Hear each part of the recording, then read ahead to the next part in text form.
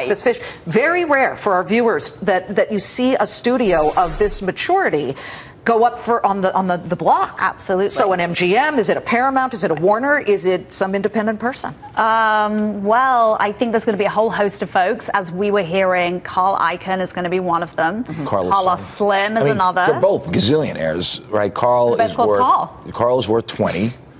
I think. Yep, 23. And how much is Carlos Slim worth? Well, Carlos Slim is 60 billion, I think. He's the richest. And how much is the price? The debt is 320. Right. I think they're going to need to come with a bit more than that, because I hear the 320 is a big chunk of it, but there's also a bit more. Okay, say it goes for $500 million, and Carl can afford that, and so could Slim.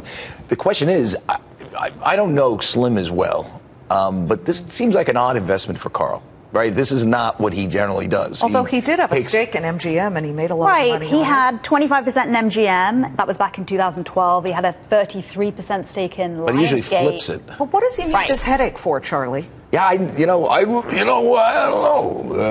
may want it. I just may want to go to the movies for free. Claire, to somebody who needs a studio, and that would be a Netflix, the new players, the Amazons of the world. Are they interested? Listen, go ahead, I'm sorry. We're not hearing those names yet, but I would imagine anybody's going to take a look, right? You want to know what the finances are. Ryan has an amazing deal with Netflix where they buy his movies at a top rate price. So, people are going to be very interested. It's not often you get a big studio coming up for a distressed sale like this. Yeah, I mean, if Carl gets in this, I think that it's even a bigger story, because it would show that he's doing something different. Listen, he's 80 years old or 75. I mean, this is a. But the key, I think, is the son, right, Brett. Yeah, I mean, he wants a studio to run. Does he? And that's why you heard that? That's Carl good stuff. Wanted to buy Lionsgate way back when. Oh, there you are. There's the connection. Give the kid what he wants. You want to give your poor kid, right?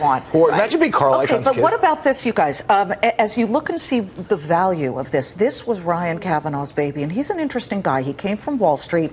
I had an opportunity to interview him back during the Milken event. This is a couple of years ago, because you can see my hair's shorter. But we're the only two redheaded Jews in Hollywood, I think.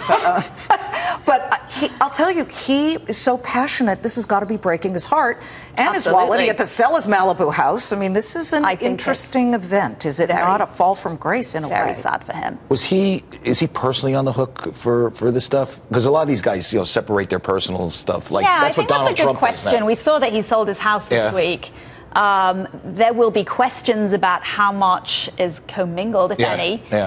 People will want to know that. But I do think it's a sad story for him, because just a year ago, I was writing in the Post that they were looking at $1 billion IPO next year. Oh, God. And so we're a long way from that story now. Claire breaks it. Thank you so much. Thank you so much for having Claire, me. you didn't call me up for a comment. How come you didn't call me?